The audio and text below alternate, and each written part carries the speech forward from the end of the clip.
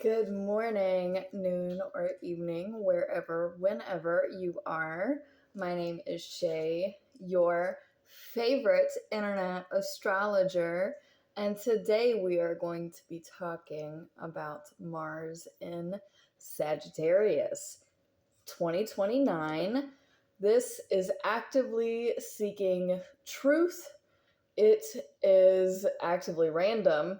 Not as random as Aquarius, but it is shaking off all the stuff, right? Sagittarius they don't care.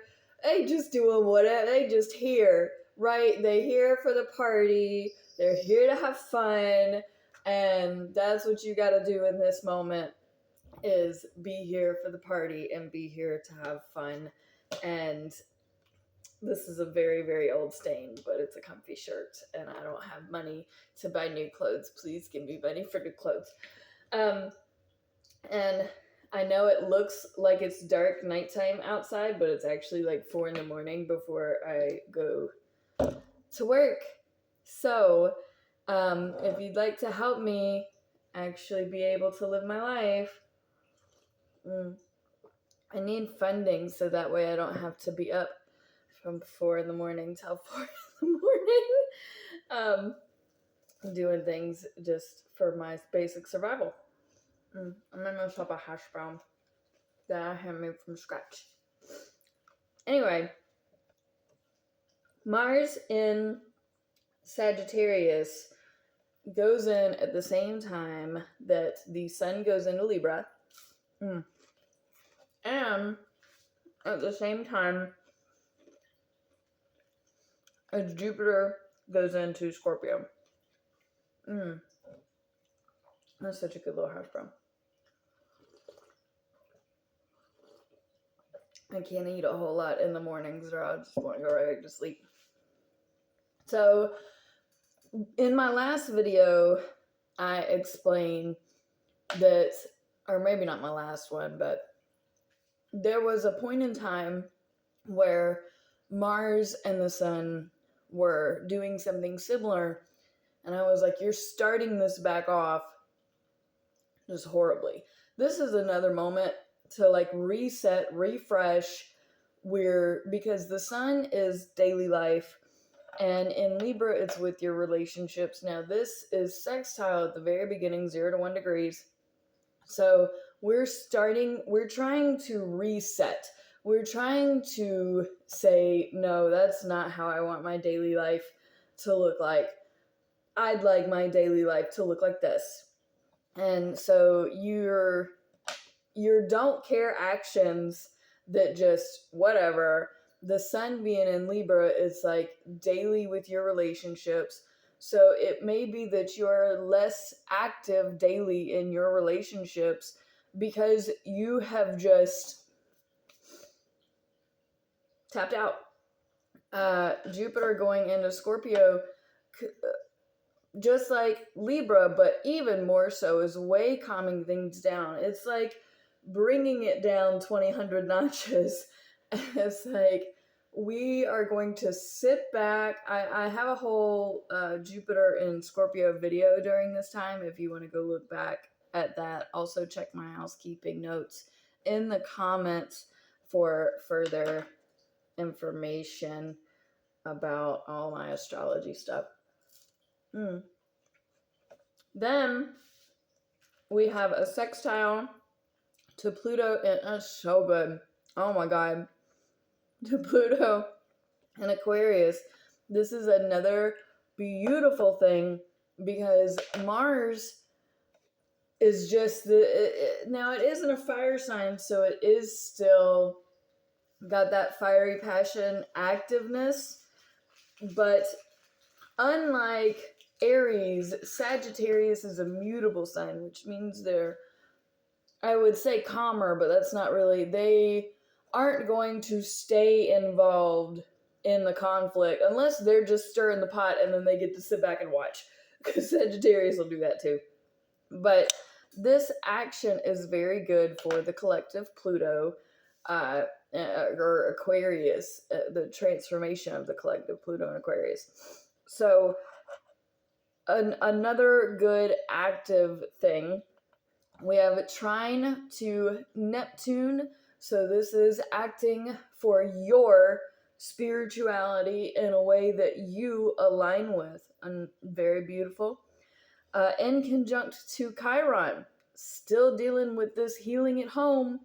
Like we've pretty well figured out what it is we're doing on the inside. We are trying to take care of us. We are trying to put ourselves first and to say, I am important. We've done that part. Now with Chiron and Taurus is cleaning up your home. It's taking care of your house, your what you value, your four walls and a roof.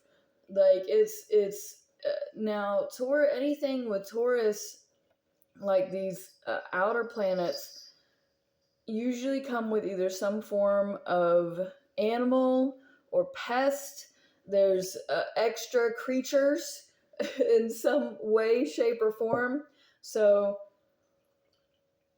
just keep that in mind, that Chiron is, you may be also dealing with some animal health or just some sort of health in the pets area. Definitely health in your home. Remember, we still have this stuff going on. I explained it in the Chiron and Taurus series, but this is in conjunct to Mars. So are we straying from doing that active work, or is the work that we've kind of taken a pause? Does that interrupt our home health stuff? Yeah, probably. But our home health stuff is also probably becoming overwhelming. Like, it's too much. Like, we get it. We need to get all of this together in our house. But can you just take a break and have some fun? Yes, you can. It's okay. And the stuff at home will still be there. It may be in worse shape when you get back home, but it'll still be there. So cut yourself some slack. Give yourself a break. But if you can't give yourself a break from that, then I would say not to be. Chiron and Taurus, I've told y'all before, needs to be more flexible when it comes to home health stuff, and this is part of the reason why. So if you have to do it, be more flexible on yourself with it. If you don't have to do it, just go out and go have some fun. It'll still be there. Then we have an opposition to Uranus, which is trine Mercury. Mercury is sextile Mars. I don't bring up Mercury a whole lot. This is all happening at 18 degrees, though, which is why I think it's the thumbnail picture. But that's why I believe that it's important. The opposition to Uranus is things have been actively going all over the place, right? The action is what's in Sagittarius, it's Mars, and the all over the place is Uranus in Gemini. Well, Mars in Sagittarius just acts for the fun of it. Like, they're pranksters, they're the class clown type. And even though they're very intelligent, they're very philosophical, when a Sagittarius gets deep, it's very profound. And this is conflicting all the crazy chaos. And this is where, if you're going to seek Sagittarius, wise words of wisdom actively, this is when Mars in Sagittarius is like, here's the truth of the matter. All of this crazy chaos is not jiving, and it can be calmer. We can still have fun. It doesn't have to be crazy. Uranus in Gemini, however, can just say, you never know what door is going to open if you don't open all the doors.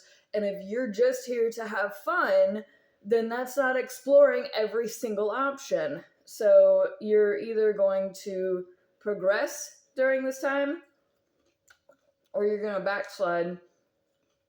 due to this alignment. But either way, I think it's a good push and pull, something we all need, a reminder of where the truth really lies and how our actions affect that truth and how other actions of other people and other things affect our own truth. Then the sextile to Mercury in Libra. This is another positive thing. Mercury is about small communications. Libra is relationships of all kinds and balancing or imbalancing. So Mercury in Libra and in Gemini both have a tendency to talk out of both sides of their mouth. But Mars in Sagittarius, this is a good conversation, probably between colleagues of some kind or friends. This is like girls' night out vibes. The trine, Mercury, trine Uranus. Uranus is a higher octave of Mercury, and Gemini is the ruler of Mercury. So this is really good for like big creative, random, crazy, chaotic communication that's really creative and fun and mentally engaging. Then we have a in conjunct to Saturn in Taurus. So this is our stubborn right, which, again, this is the status quo stuff that I've been discussing in previous videos. And I have a whole video on Saturn and Taurus, I believe. So you can go check that out. This is in conjunct to Mars, which is, it's irritated that, you have responsibilities. Like, you're human, you're on this earth, of course you have responsibilities. Take your responsibilities. And Mars and Sagittarius is like, you can take your responsibilities and put it where the sun don't shine. So Sagittarius is going to have to learn in order to really deal with the whole community. And if you want the whole community to be able to deal better with you, take your share of the responsibility. I know that you don't want to, you don't care. You're going to have to learn that this world isn't just about you. Just like you feel like you don't really matter to the world, and so the world doesn't really matter to you, you're going to have to learn that somewhere it does.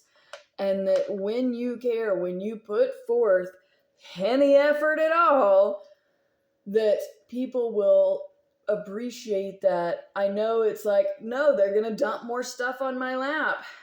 Yeah, they probably will. But be a good human.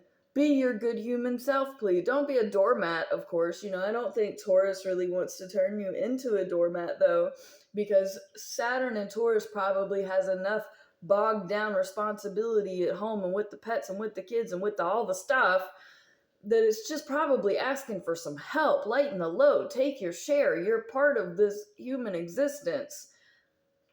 Be part of it. Like, if you're going to share your life with them, if you're going to do this, do it with them. Don't just be like, oh, well, you wanted this too, so this is on you. Like, don't do that. Again, Sagittarius is the truth. So they're going to be like, I ain't gotta. And you're right, you don't. That's what's going to upset Saturn and Taurus if you don't, though. And I know Saturn and Taurus is probably trying to put more on your plate than you care to have. Do your best. Everybody just please do their best. And then Mars goes into Capricorn approximately November 4th of 2029. Y'all have a beautiful day. Peace out, fam. Much love. Remember to press the buttons. It gives me motivation, but at some point it's supposed to, like, actually help me. So, yeah. All right. Doodles.